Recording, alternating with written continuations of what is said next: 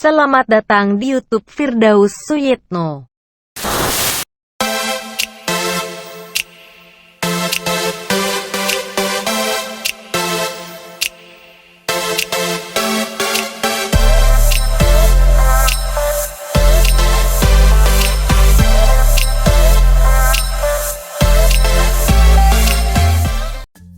Assalamualaikum warahmatullahi wabarakatuh. Apa kabar semuanya? Semoga selalu diberikan kesehatan dan keberkahan untuk kalian semua. Amin amin ya robbal alamin. Berjumpa lagi di video pembelajaran sejarah Indonesia kelas 11. Pada video kali ini kita akan belajar tentang Perang Tapanuli. Sebelum memulai, silakan untuk klik tombol subscribe-nya ya. Yuk kita mulai dengan membaca basmalah. Bismillahirrahmanirrahim.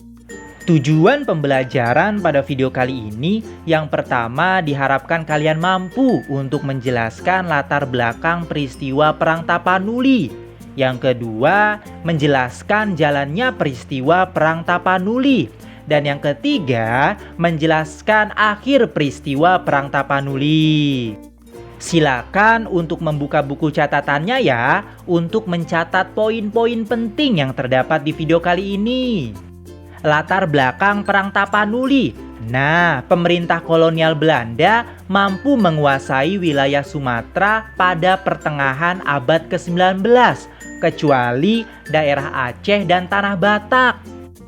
Interaksi antara Belanda dengan orang-orang Batak mulai terjadi pada sekitar tahun 1870-an. Pada masa tersebut, kaum misionaris, pendakwah Kristen banyak melakukan upaya penyebaran agama Kristen di wilayah Batak. Sisingamangaraja ke-12 dengan nama asli Patuan Besar Ompu Pulo Batu sebagai Raja Batak menolak adanya upaya penyebaran agama Kristen yang dilakukan oleh misionaris Belanda di wilayah Batak. Hal tersebut dilakukan karena Sisingamangaraja ke-12 khawatir kepercayaan dan tradisi animisme rakyat Batak akan terkikis oleh perkembangan agama Kristen. Dalam buku Perang Batak, Perang Sisingamangaraja, karya Napitupulu disebutkan bahwa upaya penolakan kristenisasi di wilayah Batak dilakukan oleh Sisingamangaraja dengan cara mengusir Zending atau organisasi penyebar agama Kristen yang memaksakan agama Kristen kepada rakyat Batak pada tahun 1877. Nah, jalannya peristiwa Perang Tapanuli menanggapi tindakan pengusiran oleh Sisingamangaraja ke-12, para misionaris meminta perlindungan dari pemerintah kolonial Belanda.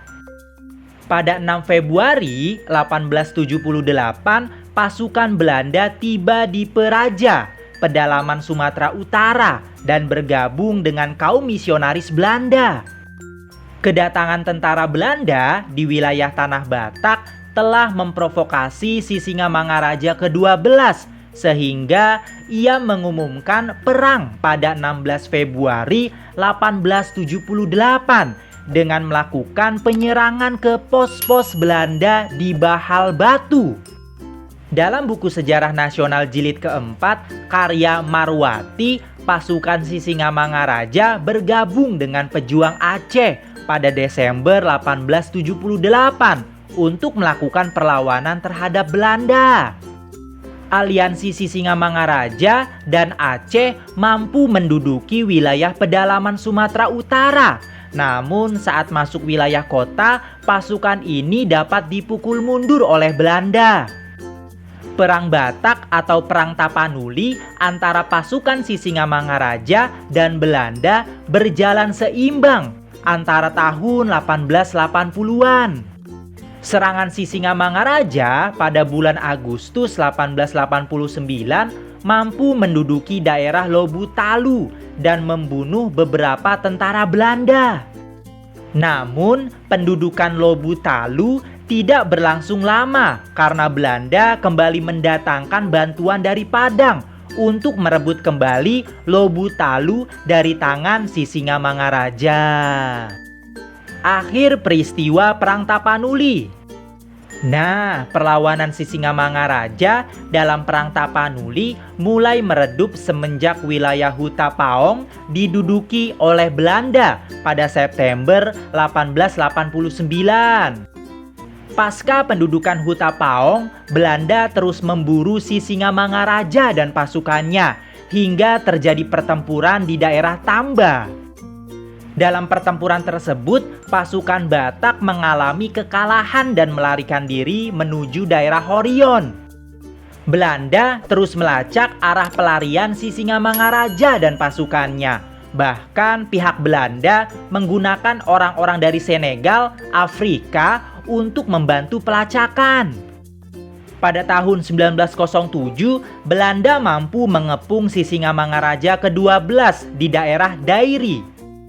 Namun, ia tak mau menyerahkan diri.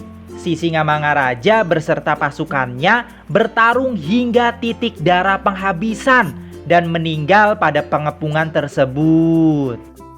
Begitulah cerita heroik Sisingamangaraja ke-12 beserta pasukannya untuk melawan pihak Belanda.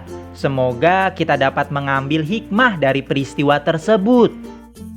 Terima kasih telah menyaksikan video pembelajaran pembahasan tentang Perang Tapanuli atau Perang Batak.